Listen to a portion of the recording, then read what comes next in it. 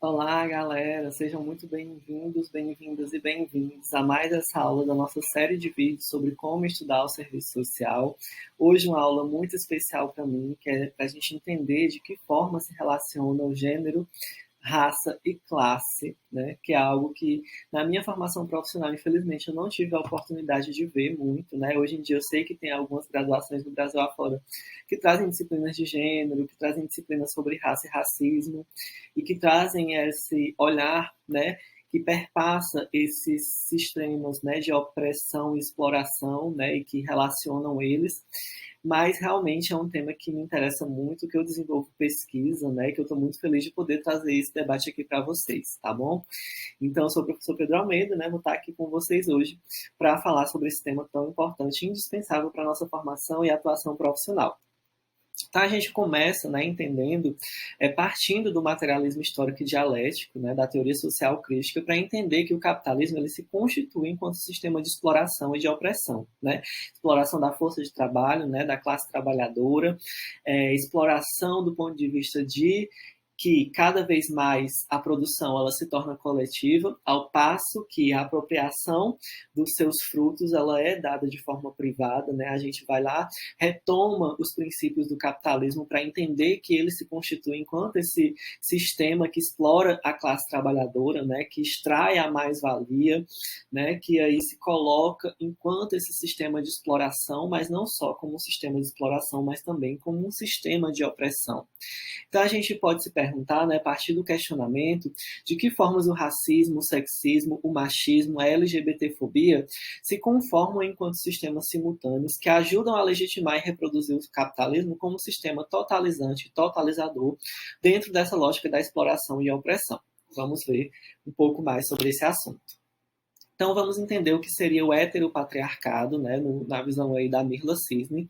Ela diz que pode ser entendida como um sistema de exploração e opressão que se apropria do feminino, ou daqueles sujeitos que são mulheres ou remetem ao feminino de alguma forma, né, e aí o patriarcado, ele se aproveita dessa condição, né, que é colocada socialmente como uma condição de subalternidade, para aprofundar aí as suas relações de exploração e opressão.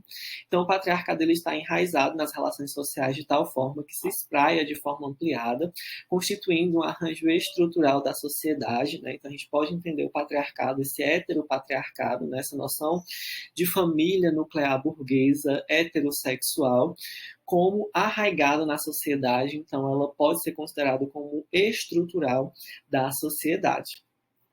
Já o racismo ele pode ser entendido como um preconceito, discriminação ou antagonismo por parte de um indivíduo, comunidade ou instituição contra uma pessoa ou pessoas pelo fato de pertencerem a um determinado grupo racial ou étnico. A gente sabe que o escravismo ele serviu como base de sustentação de diferentes modelos econômicos, né? E que apesar da sua abolição, as relações e preconceitos caracterizadas pelo racismo acabam se perpetuando e reproduzindo na vida social. E aí o capitalismo ele também faz uso dessas desigualdades raciais de acordo com as suas funcionalidades para aprofundar-se como sistema de exploração e de opressão.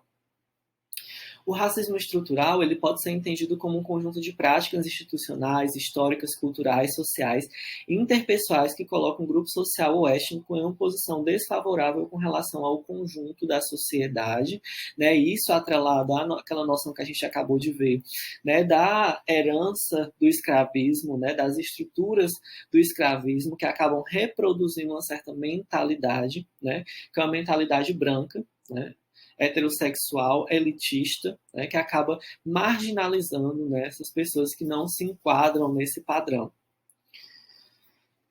Então, a gente parte de um processo de compreensão sócio-histórica da realidade a partir do Yanni, que afirma que o processo de acumulação primitiva que resultou na transição econômica, política e social do feudalismo para o capitalismo foi subsidiada pelo comércio da prata, ouro, fumo, açúcar, algodão e outros produtos coloniais advindos da América.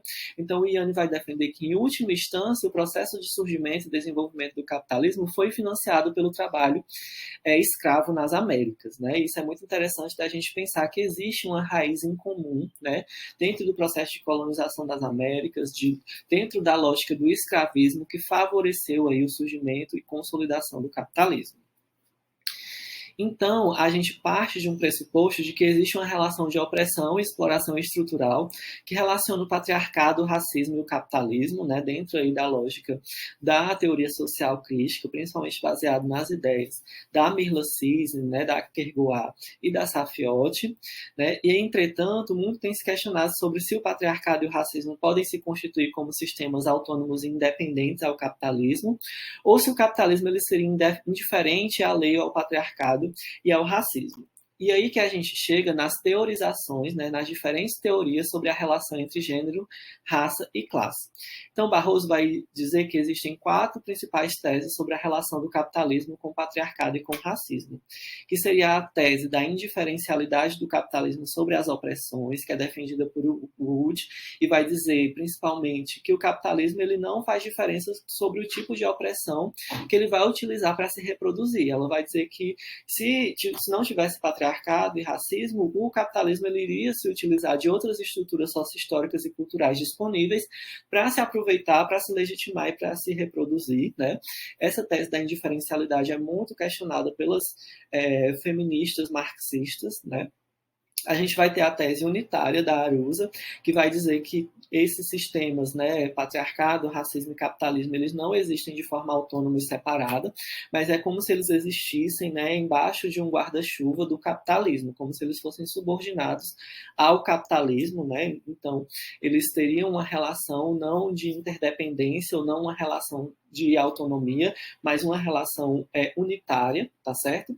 E essa teoria unitária da Arusa, ela vai ter uma diferença com relação à noção de consubstancialidade, que eu vou falar depois.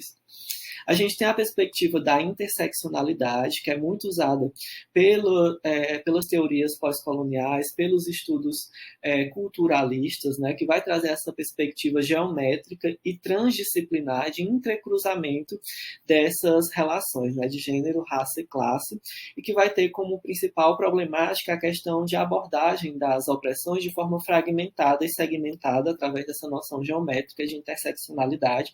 E a principal questão é a questão da transdisciplinariedade, que vai trazer um pouco de viés do ecletismo, né, da fragmentação da pós-modernidade.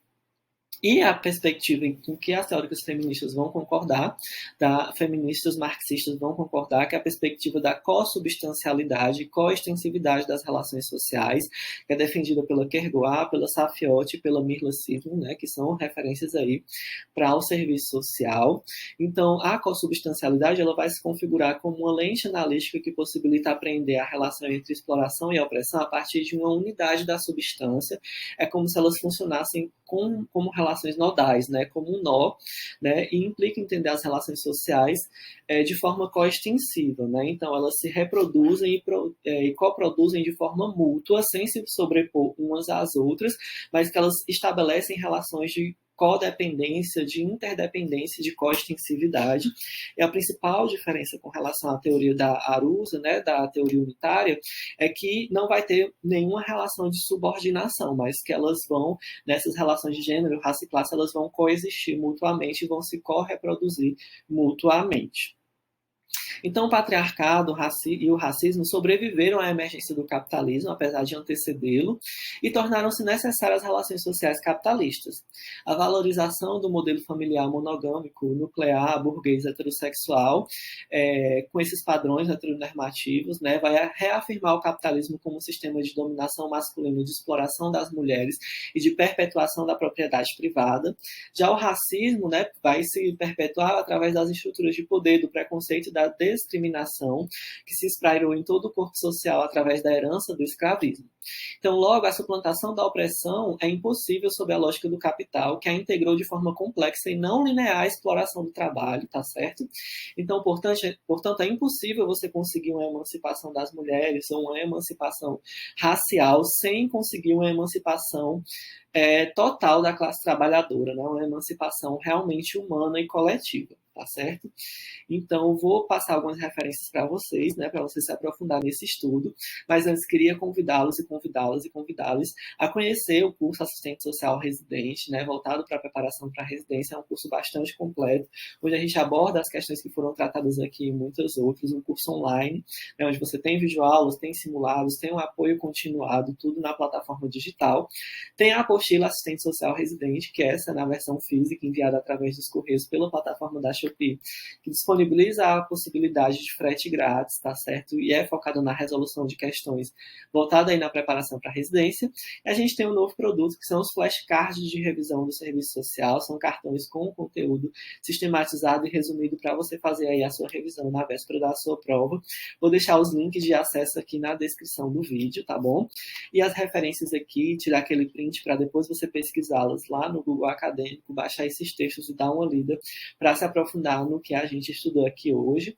Espero que você tenha gostado da nossa aula, tá bom? Se tiver gostado, deixe seu comentário, deixe a sua dúvida, coloque o seu joinha, se inscreve no canal e compartilha esse vídeo lá no seu grupo de amigos do serviço social, de colegas lá da faculdade. Um beijo para vocês e até o próximo vídeo.